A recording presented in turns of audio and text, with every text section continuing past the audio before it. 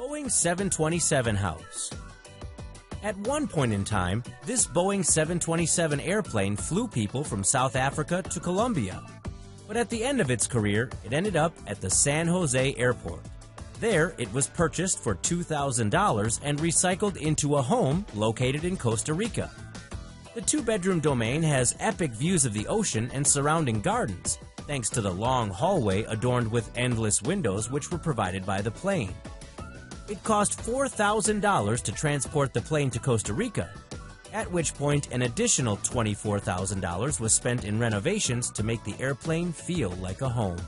Flintstones house.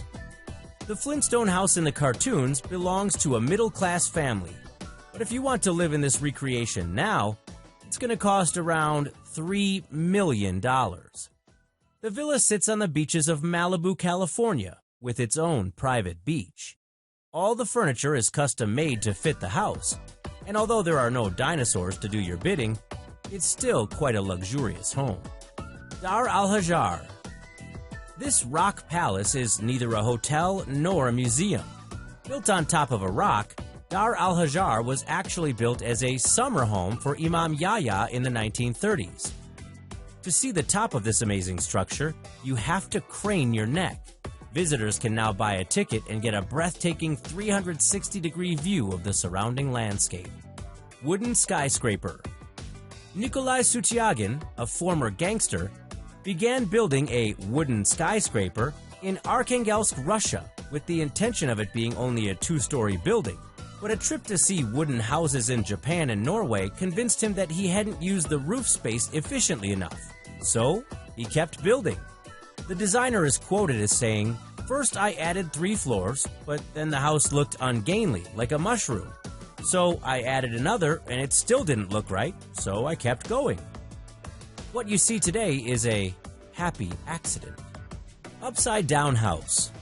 Built in 2007, this tourist trap/political statement is like a mystery house with an anti-communist bent. The Upside Down House is essentially a fully furnished home like any other, but took much longer than normal to build as workers kept becoming disoriented, forcing them to stop work. Visitors have to climb into the house through one of the attic windows, and once inside, they are able to take a stroll through the house on the ceiling. The interior is decked out in furnishings from the 1970s, when Poland was under communist rule. There's even an old television that blares vintage propaganda. Inversion House. When 2 old studio buildings owned by the Art League in Houston were set to be demolished, they decided to take the opportunity to turn them into a temporary art installation.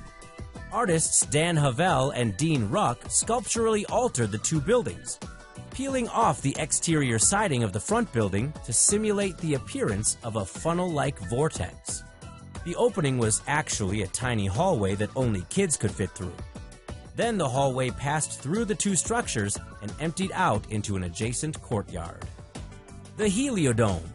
A bioclimatic solar house near Strasbourg, eastern France, is designed as a giant 3-dimensional sundial, set on a fixed angle in relationship to the sun's movements.